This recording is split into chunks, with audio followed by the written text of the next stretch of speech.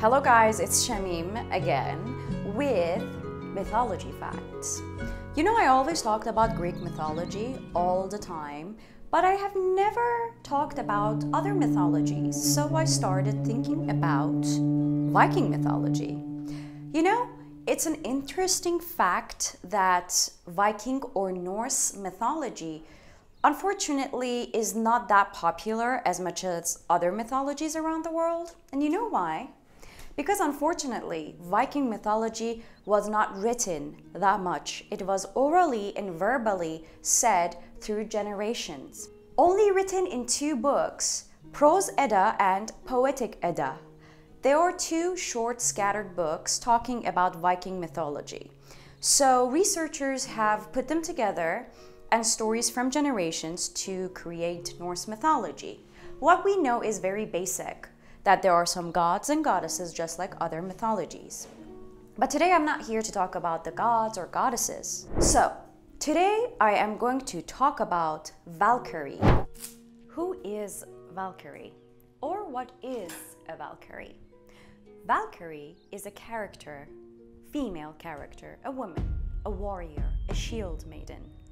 They usually have white or blonde hair, snake eyes, pale skin. They have armors and helmet, and their armors are made of wings so they can fly.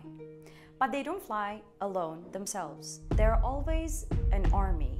They come with armies. And they are riding either a horse or a boar or sometimes a wolf, which all represent Norse mythology. Well, in the mythology of Norse and Vikings, Valkyries are surprisingly mortal women. So they have normal lives, they are raised like normal girls, but after the age of 10, they are adopted by Odin himself to create the army of women. And why women? Why shield maiden? Because in Viking and Norse mythology, they believe that women are actually very powerful due to them giving birth. In the origin of Norse mythology, before the characters started changing and being a little more feminine, Valkyries were believed to be demons, female demons. They used to feed on humans and take their souls to the underworld or hell in Viking mythology. Hell is the same in Viking. Actually, hell, the word hell comes from Norse language and mythology. Now, after some time, after history changed a little bit, the female characters, Valkyries, changed from demon to a little bit more feminine and powerful creatures. They were very beautiful, and no one knows how many there were there, because you know they were mortal, so they were easily replaced. They could die and they could get injured, but not very easily. They were raised to be warriors, and they were not a damsel in distress or very sentimental. One of their powers was to speak to birds. Why? Because Odin's symbol is an eagle or a crow. So they would actually communicate through the birds, through Odin.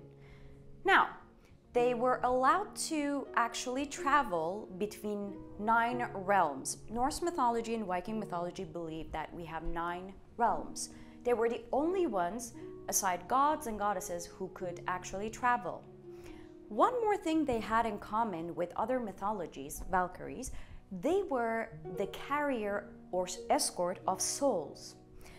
It was believed that they would actually go to battlefields and take the souls of the warriors, handpick them selectively, and take the ones that are worthy to Valhalla. Valhalla is the paradise, or let's say Olympus, of Vikings, where Odin and other gods and goddesses live. So the warriors that were selected in Valhalla would stay there and have a beautiful afterlife until Ragnarok, the doomsday of Vikings. Actually, the queen goddess, Freya herself, the wife of Odin, queen and goddess of death, birth, and war, was the first and most fierce Valkyrie herself. She would also choose warriors from the battlefield. One thing that I want to tell you about Valkyries, as I told before, they were the escorts or the carriers of the soul. We have a word psychopomps. Psychopomp is a creature that is allowed to take souls through the underworld. We have it in different mythologies as well. Hermes and Anubis. Hermes in Greek mythology, Anubis in ancient Egypt. They were the soul carriers. Now, as I told you, no one knows how many Valkyries we had, and the names are actually not very clear because in Prose Edda and Poet Edda, nothing is written. Now, I am going to introduce to you today a very special story of a very special Valkyrie. Actually, we see her in Avengers as well, in Marvel movies. She is called Brunhild. She's famous and she's a Valkyrie, and she's always fighting alongside Thor. But to be honest, Marvel doesn't catch her real story that well. I am here to tell you what is the true story behind Brunhild. So Brunhild was a very, very strong shield maiden and a Valkyrie, and she was famous because she was very, very strong in battle. Now, one day she was asleep in a house, and one legendary fighter and a hero called Sigrid visits her suddenly. He understands that she is a Valkyrie, and one thing about Valkyries, a fact: if you cut their armors and their wings, they will always search for them, and if you are a worthy man, they will marry you. So usually Valkyries are unmarried, but if you take their shield and armor, and if they find you, they will marry you. But, you know, a Valkyrie can take her shield back, and if she takes her shield back, the man, if he tries to find her and becomes from a man to a hero, that man is worthy to marry the shield maiden or the Valkyrie. This is the only chance for Valkyries to get married since they're a very strong woman. So in Brunhild's case, Sigrid steals her armor, she finds him, they shake hands and they part ways. Interesting, but they fell in love. Unfortunately, in the middle of the story, Sigrid's best friend Gunnar falls in love with this Valkyrie as well.